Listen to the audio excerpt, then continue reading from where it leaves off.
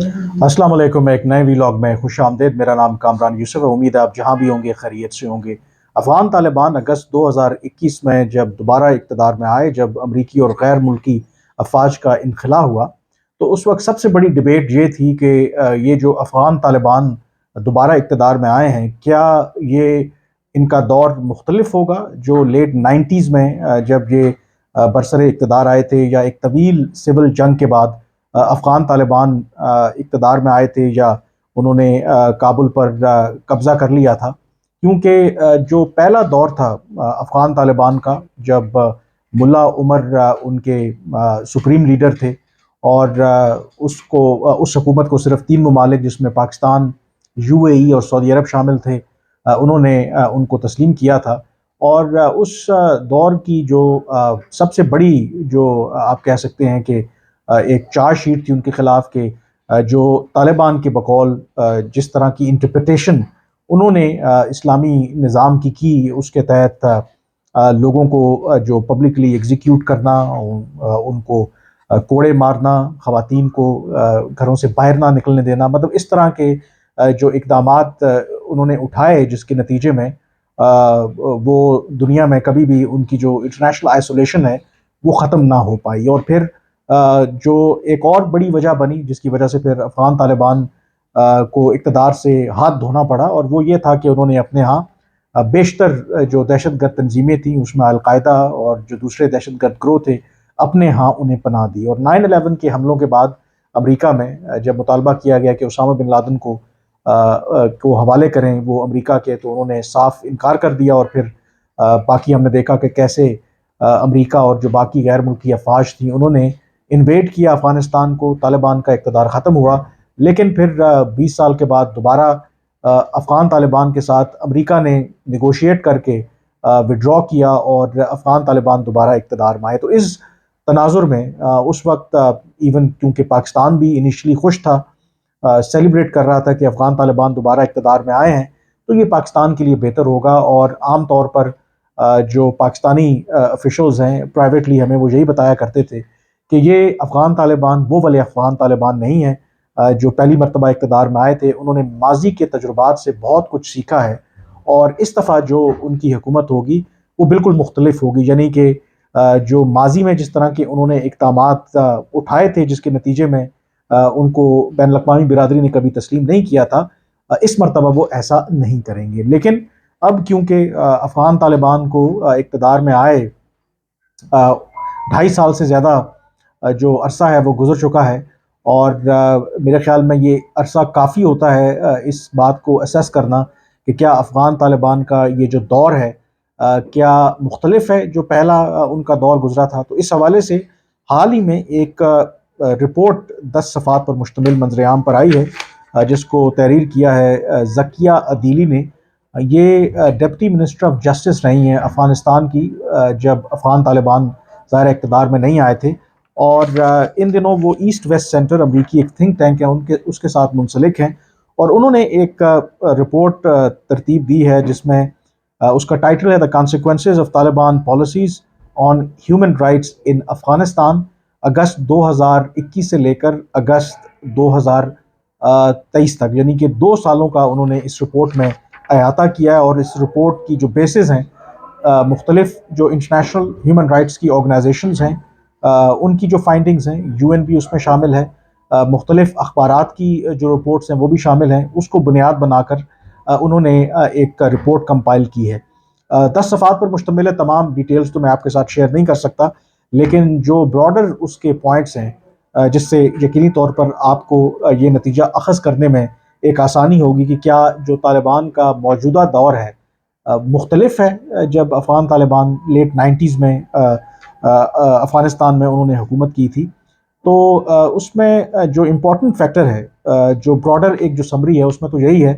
कि अफ़गान तालिबान के दोबारा इक़्तिदार में आने के बाद अफ़गानिस्तान में जो इंसानी हकूक़ के मामलात हैं वो अबतर हुए हैं। सबसे बड़ा कि जो अफ़गान तालिबान ने जो काम किया, क्योंकि वो जमहूरियत पर बिलीव नहीं करते, वो समझते हैं कि ये एक गैर इस्लामी निज़ामी हुकूमत है। जो 2004 का एक आइन था अफ़गानिस्तान का, उसको उन्होंने डिसबैंड कर दिया। वहाँ पर जो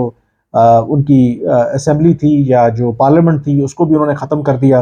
اور وہ جو آئین تھا افغانستان کا اس رپورٹ کے مطابق وہ ضمانت دیتا تھا ہر شہری کو کہ اس کے کچھ حقوق ہیں، اس میں خواتین بھی شامل ہیں، ان کے بھی حقوق ہیں، اور یہ ختم کرنے کے بعد جب انہوں نے آئین کو بالکل ختم کر دیا تو ظاہر ہے کہ پھر وہ ضمانتیں جو ہیں وہ ختم ہو گئیں۔ اب اس میں جو امپورٹنٹ آئی تھنک فائنڈنگز ہیں جس کے لیے ہمیں آئی تھنک بہتر اندازہ ہو سکے گا، مثلاً جو امپورٹنٹ اس میں ہائی لائٹ ہے کہ اگر ہم جو بات کر رہے ہیں کہ کیا واقعی یہ جو افغان طالبان ہیں یہ مختلف ہیں ماضی کے مقابلے میں، تو جو اس میں رپورٹ کیا گیا ہے مثلاً انہوں نے ذکر کیا ہے ایمنسٹی انٹرنیشنل کی رپورٹ کا کہ نومبر 2022 سے لے کے جنوری 2023 تک کم از کم ایمنسٹی انٹرنیشنل نے 180 ایسے واقعات جو ہیں وہ رپورٹ کیے ہیں جس میں 180 لوگوں کو پبلکلی مختلف جرم کے الزام میں 180 لوگوں کو، جس میں خواتین اور بچے بھی شامل تھے، کوڑوں کی سزا دی گئی ہے، یعنی کہ پبلکلی ان کو سزا دی گئی ہے، ان کو مارا گیا ہے۔ اور اگین یہ جب لیٹ 90s میں یہ جب آئے تھے پہلی مرتبہ اس وقت بھی پبلکلی یہ کیا کرتے تھے۔ پھر اسی طرح سے اس ایک اور رپورٹ میں یہ کہا گیا ہے کہ 7 جولائی 2022 کو ایک جو رپورٹ اس میں ایک میس گریو جو ہے وہ سامنے آئی، جس میں کم از کم 100 لوگ جو ہیں ان کی لاشیں ملیں، اور طالبان کی طرف سے یہ توجیہ پیش کی گئی کہ یہ وہ لوگ ہیں جو داعش دہشت گرد گروہ کے ساتھ منسلک تھے۔ اگین یہ ریفلیکٹ کرتا ہے کہ جو طالبان ہیں وہ کس حد تک انسانی حقوق کی جو پاسداری ہے وہ کرتے ہیں۔ پھر اگست 2021 اور اگست 2022 تک کے درمیان افغان طالبان کی جو اتھارٹیز ہیں انہوں نے 243 ایکسٹرا جوڈیشل کلنگز کی ہیں، یہ بھی اس رپورٹ میں بتایا گیا ہے۔ 1000 سے زائد افراد کو غیر قانونی طور پر ڈیٹین کیا گیا ہے۔ اسی طرح سے کم از کم 570 ایسے کیسز سامنے آئے ہیں کہ جن لوگوں کو انہوں نے ٹارچر کیا ہے۔ پھر خواتین کی اگر آپ بات کریں تو جو افغان طالبان نے آتے ہی جو اقدامات کیے، مثلاً انہوں نے جو پہلا کام کیا سپٹمبر 2021 میں، ایک ماہ کے بعد ہی جب اقتدار میں آئے، طالبان کی جو خواتین کی ایک وزارت تھی اس کو انہوں نے ختم کیا۔ خواتین کے خلاف کم از کم جو طالبان کی لیڈرشپ ہے 50 انہوں نے مختلف رولنگز دیں، جس میں نومبر 2022 میں خواتین کے پارک جانے پر انہوں نے پابندی عائد کر دی۔ اسی طرح سے دسمبر 2021 میں خواتین کے اوپر ہر طرح کی جو تعلیم حاصل کرنا جو ہے اس پر انہوں نے پابندی عائد کر دی، اور یہ وہ ان کا ایک خاص جو اقدام تھا، قدم تھا، جس کی وجہ سے اگر انیشلی ایک امید تھی کہ شاید افغان طالبان کو دنیا تسلیم کر لے، لیکن خواتین کی تعلیم پر بلینکٹ پابندی لگانے کی وجہ سے وہ جو امکانات تھے وہ بالکل ختم ہو گئے، کیونکہ انٹرنیشنل کمیونٹی نے جو 3 شرائط رکھی تھیں اس میں خواتین کو کام کرنے کی اجازت دینا، خواتین کو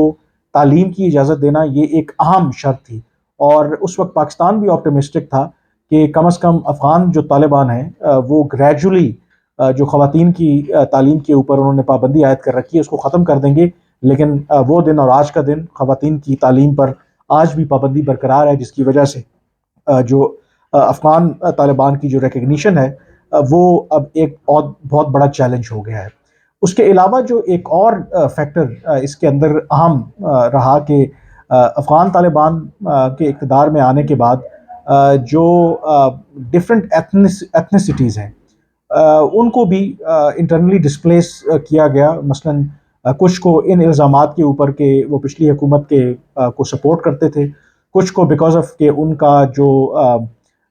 نظریہ تھا مذہبی وہ ان سے مختلف تھا۔ مثلاً اس میں ذکر کیا گیا ہے سپٹمبر 2021 میں ایک لارج سکیل لوگوں کو انہوں نے ڈسپلیس کیا، ہزارہ کمیونٹی کے لوگ تھے اس میں، ارزگان اور کندھار کے علاقوں سے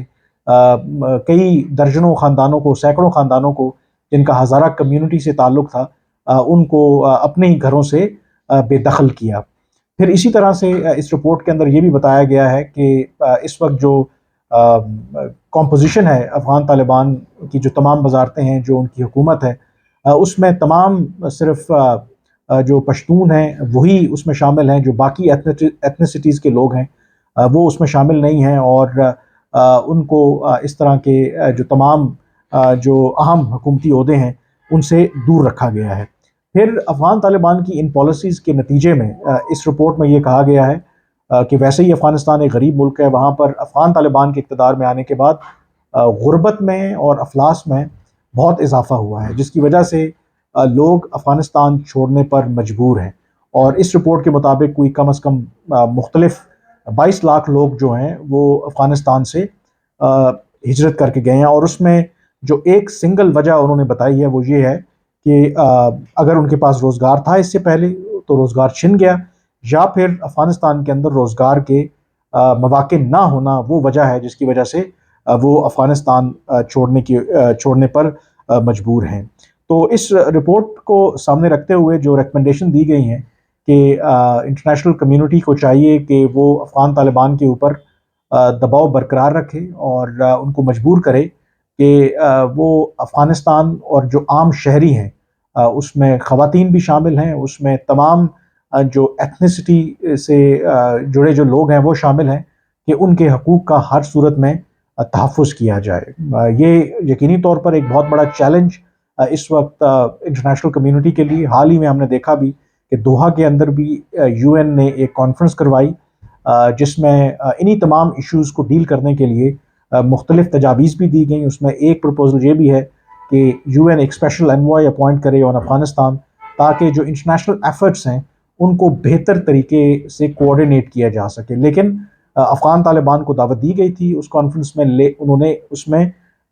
شرکت اختیار نہیں کی، کیونکہ ان کو اعتراض تھا کہ یو این نے جہاں افغان طالبان کو اس کانفرنس میں مدعو کیا تھا، وہاں پر انہوں نے افغان سول سوسائٹی اور جو ویمن ایکٹیوسٹ تھیں ان کو بھی اس کانفرنس میں بلایا تھا، جس پر جو افغان طالبان کی حکومت ہے ان کو اعتراض تھا۔ تو فیصلہ آپ نے کرنا ہے کہ جو باتیں کہی جاتی تھی کہ کیا جو افغان طالبان کا یہ جو دور ہے کیا کسی طرح سے مختلف ہے، یا افغان طالبان کے جو نظریے میں ان کی سوچ اور ان کی اپروچ میں آج تک کوئی فرق نہیں آیا۔